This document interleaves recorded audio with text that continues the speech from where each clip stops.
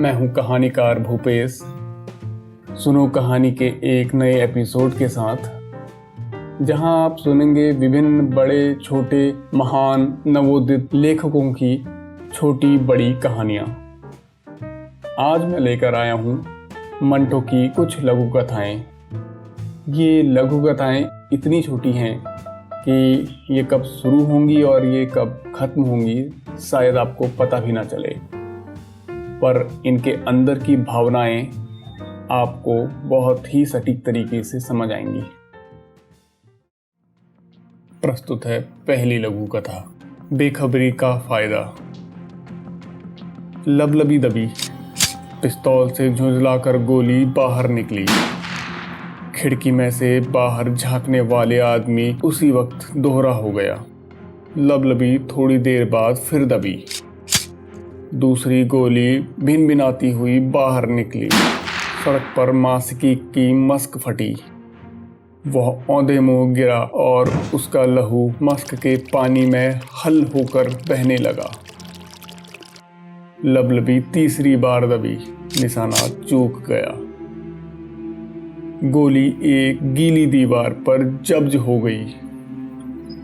चौथी बार एक बूढ़ी औरत की पीठ पर लगी। वह चीख भी न सकी और वहीं ढेर हो गई। पांचवी और छठी गोली बेकार गई।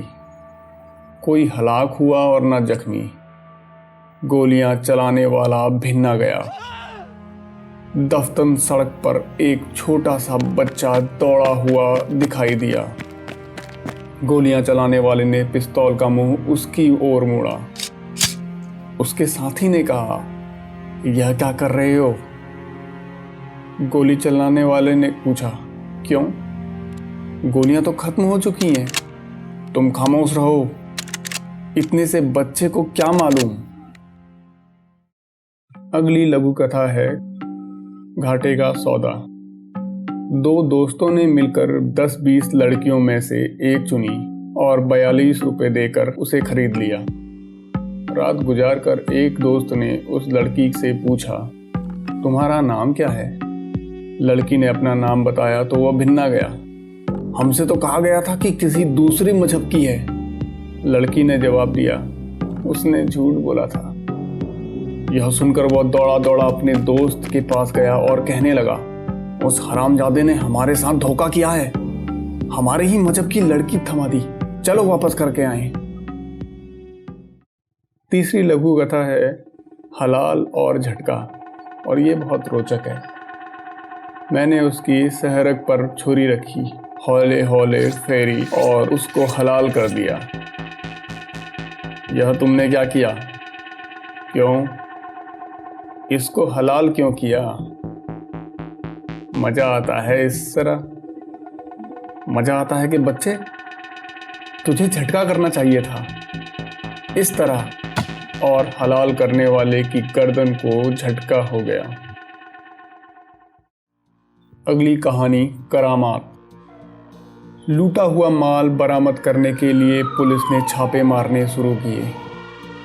लोग डर के मारे लूटा हुआ माल रात के अंधेरे में बाहर फेंकने लगे। कुछ ऐसे भी थे जिन्होंने अपना ही माल मौका पाकर अपने से अलहदा कर दिया ताकि कानूनी गिरफ्त से बचे रहें। एक आदमी को बहुत दिक्कत पेश आई। उसके पास शक्कर के 2 बोरियां थी जो उसने पंसारी की दुकान से लूटी थी। एक तो वह ज्यों त्यों रात के अंधेरे में पास वाले कुएं में फेंक आया, लेकिन जब दूसरी उसमें डालने लगा तो खुद ही साथ उसमें चला गया।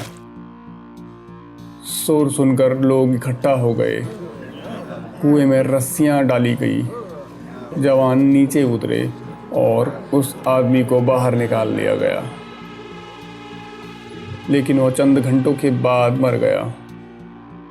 दूसरे दिन जब लोगों ने इस्तेमाल के लिए वह कुएं का पानी निकाला तो वह मीठा था। उसी रात उस आदमी की कब्र पर दिए जल रहे थे।